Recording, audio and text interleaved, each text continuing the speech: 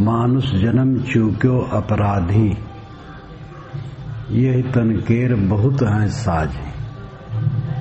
तात जनन कहे पुत्र हमारा, स्वार्थ जान कीन प्रतिपारा। कामिन कहे मोर पिउ आही, बाघिन रूप गिरासा चाही। सुतों कलत्र रहें लौलाई, चमकी नाई रहें मुख बाई। काग गिद्ध दो मरण विचारे, सीकर स्वान दो पंथ निहारे। अगिन कहे मैं ईतन जारो, पानी कहे मैं जरत उबारो।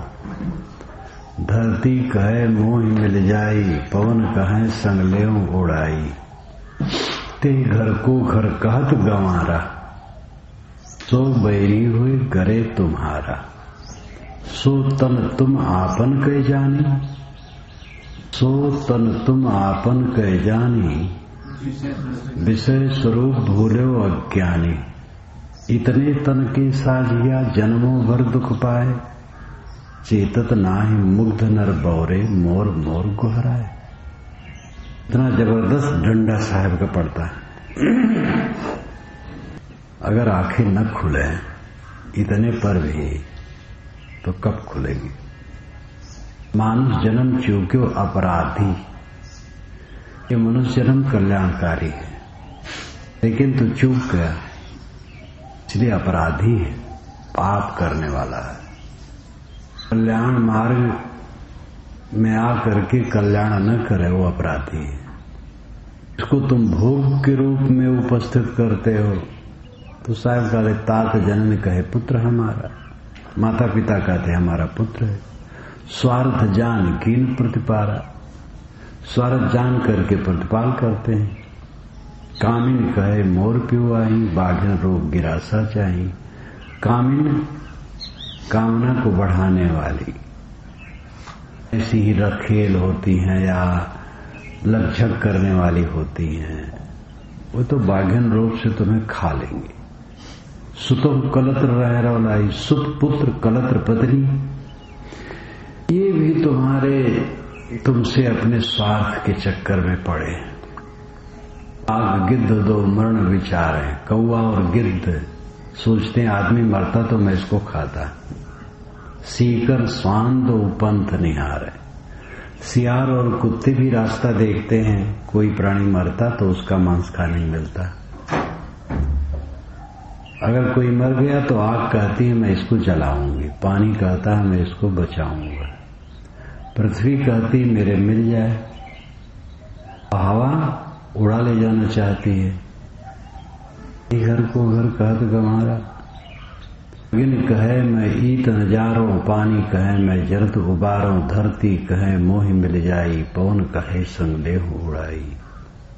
घर को घर कहत गंवारा। मूर्ख ऐसे घर को अपना घर कहता। सो बैरी हुए गरे तुम्हारा, ये शरीर तो बैरी बन करके तुम्हारे गले में पड़ गया है। इससे साधना किए नहीं, इसको भोग में लगा दिए, उल्टी बुद्धि। सो बैरी हुए गरे तुम्हारा, सो तन तुम आपन कह जानी। इस शरीर को तुम अपना मानते हो कि मेरा शरीर है। विषय स्वरूप भूल्यो अज्ञानी, अज्ञानी तो विषयों का अपना स्वरूप समझ लिया। इतने तन के साझिया, मेरे शरीर के साझीदार कितने हैं।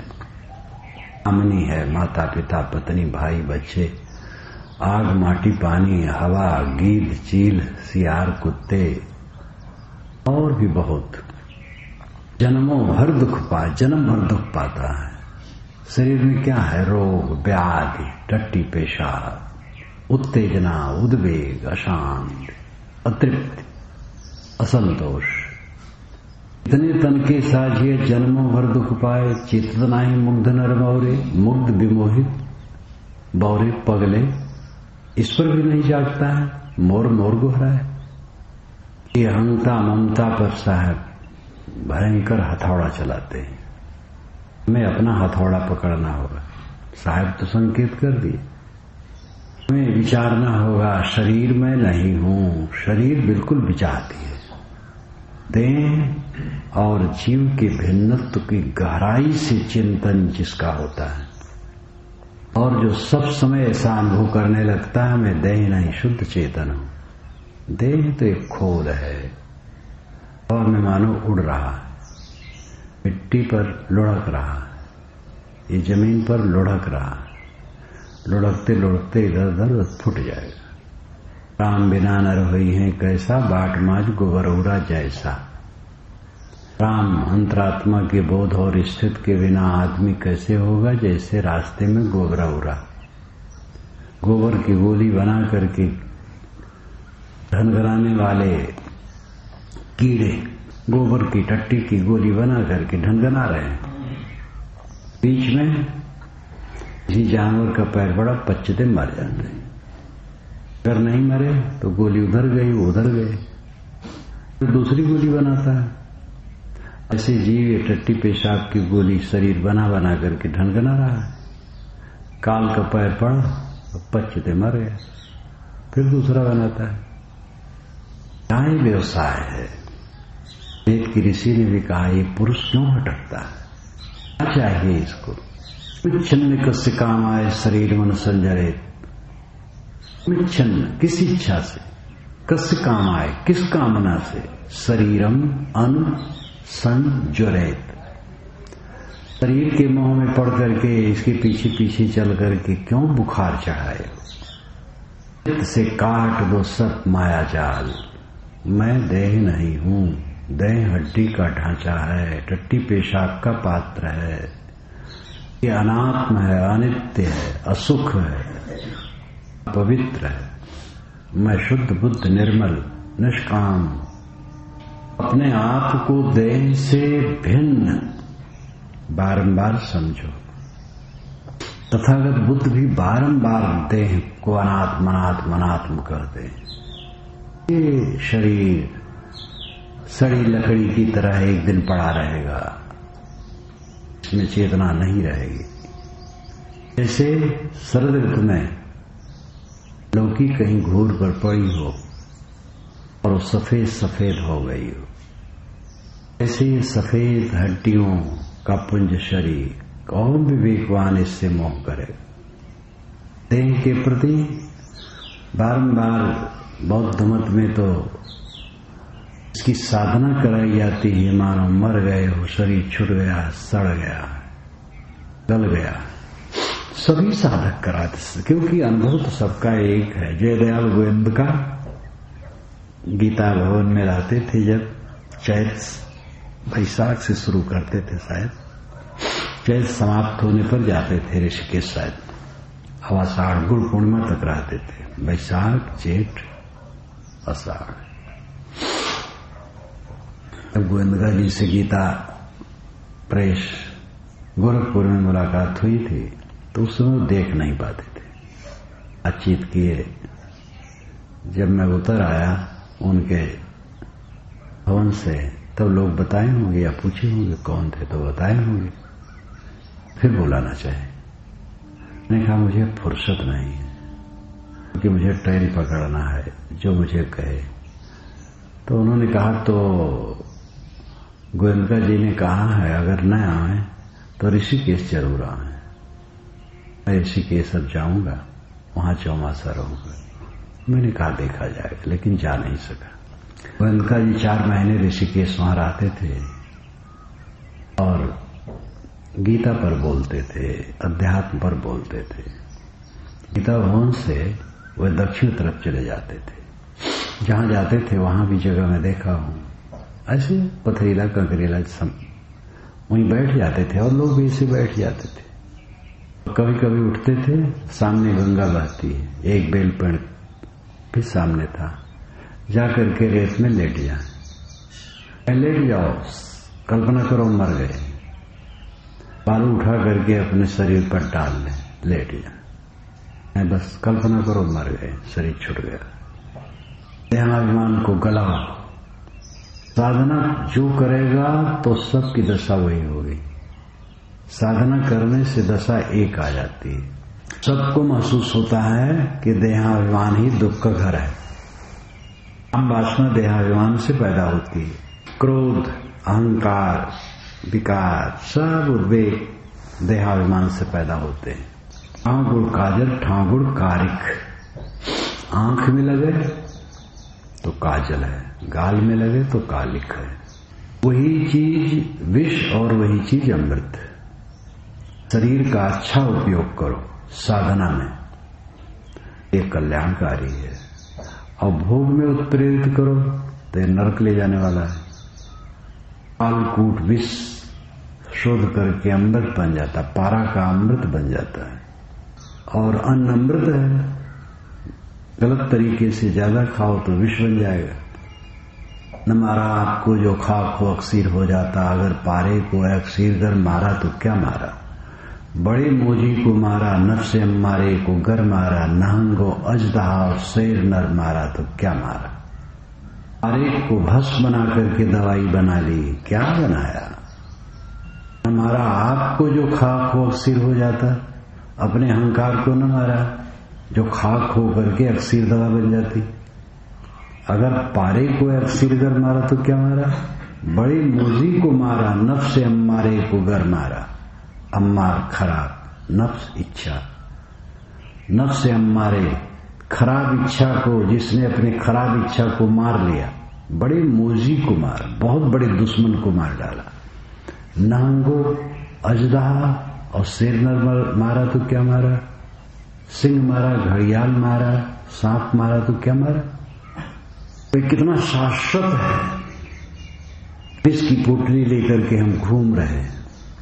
काम क्रोध लोभ राग द्वेष विकार उद्वेग, ये विष की पोटली। हाँ अहंकार, हमारी बुद्धि ज्यादा और हमारा आचरण ज्यादा। ये घोर घमंड सबके दिमाग पर नाचता है। मेरी बुद्धि सबसे बड़ी है और मेरा सदाचार सबसे बड़ा है, और इसी में टेढ़ी बात निकलती है। इसी अहंकार में पढ़ करके दूसरे को नीचे दिखाने की चेष्टा होती है, और अपने अहंकार अहम अहम अहम दूसरे से तुलना क्यों करते हो। तुम अपने आप में क्या हो। शहर की पोटली लेके घूम रहे हो, उद्वेगित उद्वेगित, अशांत अशांत, अतृप्त अतृप्त, भयभीत भयभीत। क्या जीवन है। हरदम भयभीत हरदम भयभीत, क्या छूटेगा। तुम्हारा कुछ है ही नहीं, छूटेगा क्या। पक्का करो, हरदम उठते बैठते चलते फिरते सोचो मेरा कुछ नहीं। चारों तरफ समुद्र की लहरें जैसे उठती हैं गिरती हैं, वैसे प्राणी पदार्थों की लहरें बनती हैं मिटती हैं, बनती हैं मिटती हैं। आज जो कुछ दिखाई देता है 100 वर्ष में रहेगा, 100 वर्ष के थोड़े दिन में नहीं रहेगा।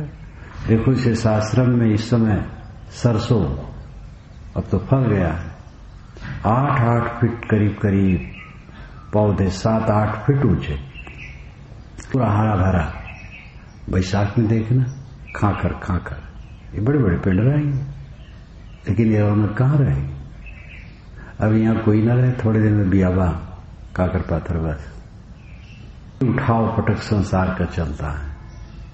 क्या रहेगा किसका। सब कुछ दयनीय दशा को प्राप्त है, सब परिवर्तनशील, काल सबको निरंतर पीस रहा है, रगड़ रहा है। ऐसी में हम आंगता मूर्खतापूर्ण बनाए बैठे। हरदम शरीर गलता है और जिसका ठिकाना नहीं, कहाँ ठोकर लगे और पच दे, खत्म हो जाए। ट्रक में चल रहे हैं, ट्रक रगड़ करके चली गई, फिर इस शरीर को कुदारी से पोंछ के निकालना पड़ेगा सड़क से। जिस शरीर की दशा है। इतने तन की साजिया जन्मों भर दुख पाए, चिरतनाए मुग्ध नरगौरे मोर मोर गौराए। संप्रेषण शक्ति शब्द का चुनाव, सब कुछ कितना बुलंद है। पूरी चौपाइयों में जो वर्णन है वो कितना जोरदार है। और अंतिम में साखी इतने तन के साजिया जन्मों भर दुख पाए, चिरतनाए मुग्ध नरगौरे मोर मोर गौराए। मूर्ख पागल, चेतता नहीं, मेरा मेरा करता रहता। तेरा क्या है बता। हर आदमी अपने से पूछे मेरा क्या है, एक कण भी मेरा नहीं। इतना घोर घमंड, मेरे क्या नहीं है। एक जगह भोज हो रहा था, जिनके यहाँ भोज था बड़े अभिमानी आदमी थे, ब्राह्मण नामधारी थे, और यहाँ सब निमंत्रित थे। ब्रह्म भोज चल रहा था और एक मांगने वाला ब्राह्मण आया। मांगने वाला ब्राह्मण आता है, कोई भी मांगता आता है उसको खिलाना चाहिए। बैठा, उसके पास पात्र नहीं था। कहे भैया कुल्हड़ दे दो। कहे कुल्हड़ नहीं, कहे ऊपर रखा है, देखता हूं मैं। अरे कहे तो मेरे क्या नहीं है? मेरे कुल्हड़ है, मेरे गिलास है, मेरे लोटा है, मेरे थाली। वो सबके बीच में खड़ा होके, थोड़ा धनी थे, तो मेरे क्या नहीं है, मैं तुम्हें क्यों दे दूं? बड़ी हंसी हुई और लोग समझे उनके भद्दापन को। एक पैसे का भी उस समय वो कुल्हड़ नहीं था और उसको उठा के दिए नहीं। मेरे क्या नहीं है, उसी बहाने वो कह डाले मेरे बहुत कुछ है। बहुत दिन हुआ मर के चले गए, तो फिर से बुढ़ा गए होंगे, जहां जन्मे होंगे, अगर मनुष्य हुए होंगे, जानवर हुए होंगे, पता नहीं कई बार मर गए होंगे। कहां किसका क्या है? संगो एवं पुरुष, यह पुरुष असंग है, अकेला है। इस अकेलेपन को खूब मजबूत करो। सेवा से जितना समय निकाल पाओ अकेले में बैठो और चिंतन करो। स्वाध्याय और चिंतन और ध्यान, ये 3 काम करो। सेवा के बाद जितना समय निकालो, व्यर्थ बकवास न करो। टीवी तो यहां देखी नहीं जाती है, अखबार भी प्रायः पढ़ा नहीं जाता है। कभी आया कोई व्यवहारिक देख लिया, थोड़ा देख लिया। पूरा का पूरा समय सेवा के बाद जितना मिले स्वाध्याय, चिंतन और ध्यान में लगाओ। ऐसे गृह सज्जन भी अपने अपने घरों में जहां हैं, अकेले में बैठे हैं, धुने अपने मन को, मेरा है, भयभीत क्यों हो, क्या छूटेगा? मरना तो है शरीर का, तुम मरोगे, तुम तो अमर हो, शरीर मरेगा। शरीर में चिपकाए हो अपने को, शरीर छुड़ा लो, मरने का डर खत्म हो जाए, क्या छूटेगा? जब कुछ मेरा नहीं तो क्या छूटेगा? जन्मे तो कुछ नहीं था, बस एक एक से मोह बढ़ाते गए बिला वजह। अपना विपत्ति हम अपनी काहे सुनावें, सब दुख निज कर उत्पत्ति कीने, नहीं कोई और बनावे। विशाल साहब ने कहा। विशाल वचनामृत मनन योग्य है, एक एक वचन अमृत है। विशाल साहब साधना के महान स्वरूप थे, एकांतवासी, साधना परायण। अकेले में योग उपदेश करते थे किसी को, कई लोग पहुंच जाए चुप।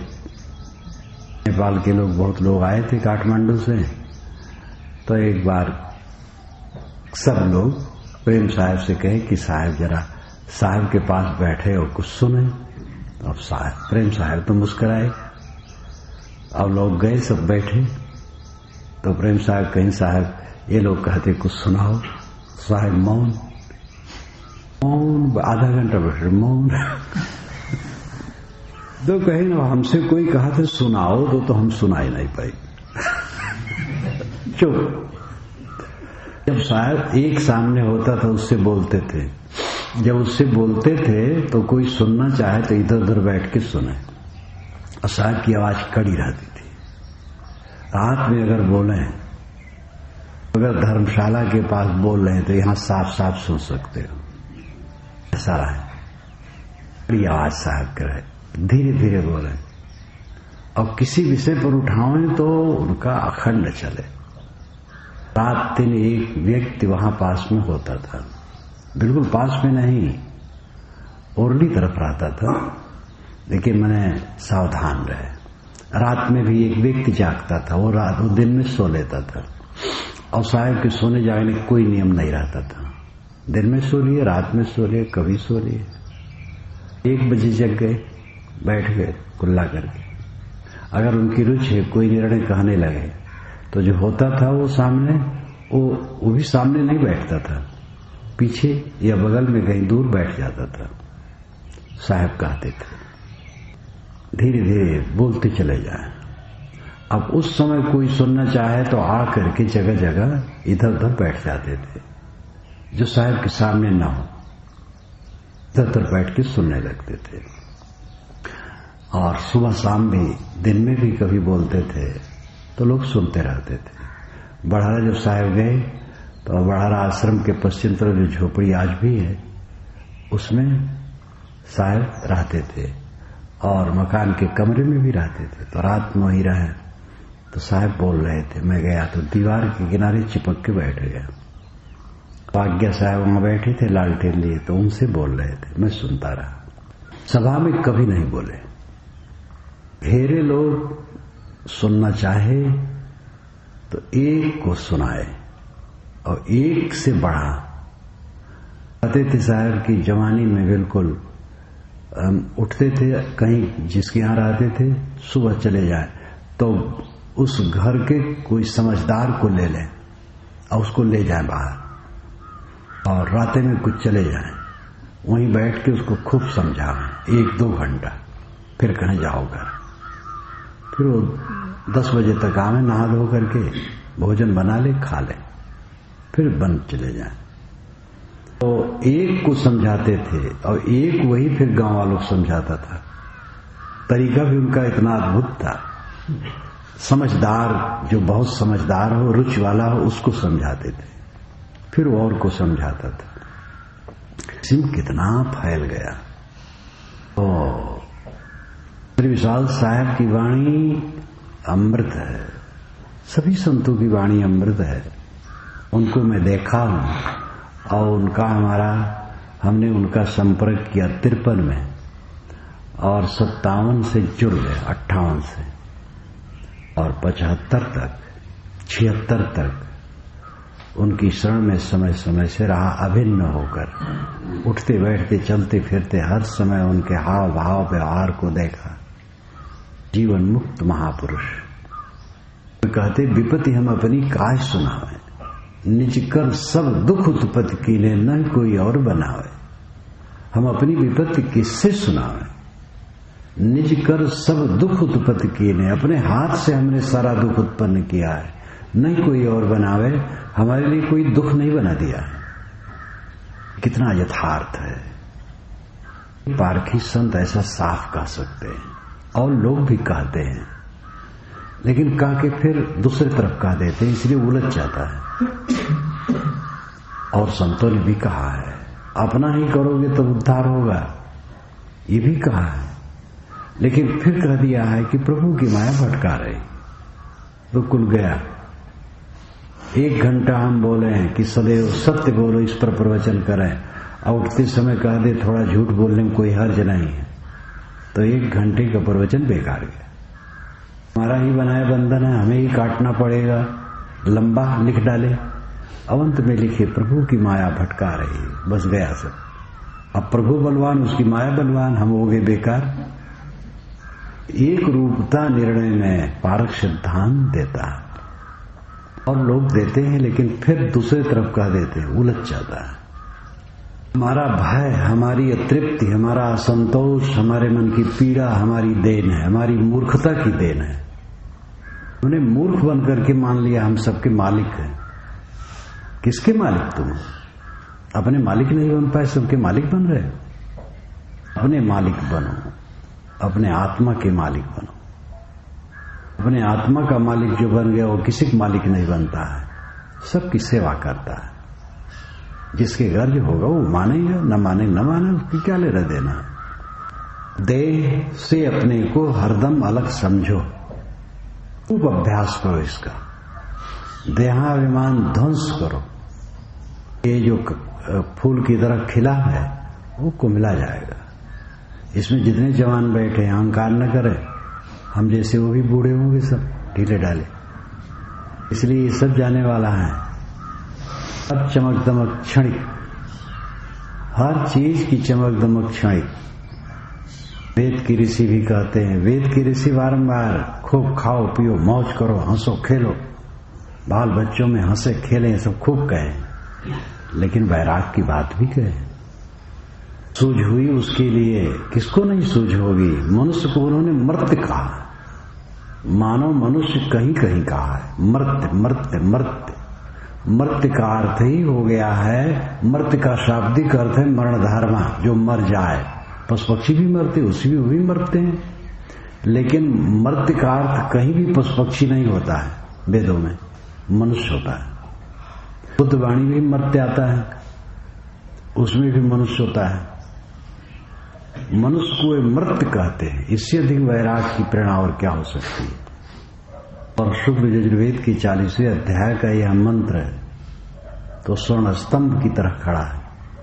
हिरण्मयेन पात्रेण सत्य स्यापितम मुखम तत्तम पूषण पावरण सत्य धर्माय दृष्टे। सत्य का मुख सोने के चमकते जैसे बर्तन से ढका है। पूषण से तू हटा दे सत्य धर्म के दर्शन के लिए। ये सारी माया की चमक दमक झूठी है, इसी में तू फंस जाता है। ये वैराग की कम बात है। हिरण्मयेन पात्रेण, हिरण्मय, हिरण नाम सोना, मैं नाम समान। सोना है नहीं, सोने के समान लगता है। मैं का प्रयोग करके ऋषि ने कितना बढ़िया काव्य और व्यंजना को संपूर्ण किया। हिरण्मयेन पात्रेण, हिरण्मय पात्र, सोने जैसा चमकता हुआ बर्तन से सत्य स्यापितम मुखम, सत्य सत्यस्य अपहितम मुखम, सत्य का मुख अपहित है, ढका है। तत्तम पूषण, तत्तम, तत् उसे, तम तू, पूषण पूषण, पोषण करने वाला, ज्ञान विज्ञान का पोषक आत्मा, अपाविरु हटा दे, चमक दमक को हटा दे। समझ ले व्यर्थ है, झूठ है, धोखा है, धोखे में तू फंस जाएगा। ये चमक दमक क्षणिक है। तत्तम पूषण पावरण सत्य धर्माय दृष्टे, किस लिए? सत्य धर्म के दर्शन के लिए। सत्य आत्मा है और धर्म सदाचार है।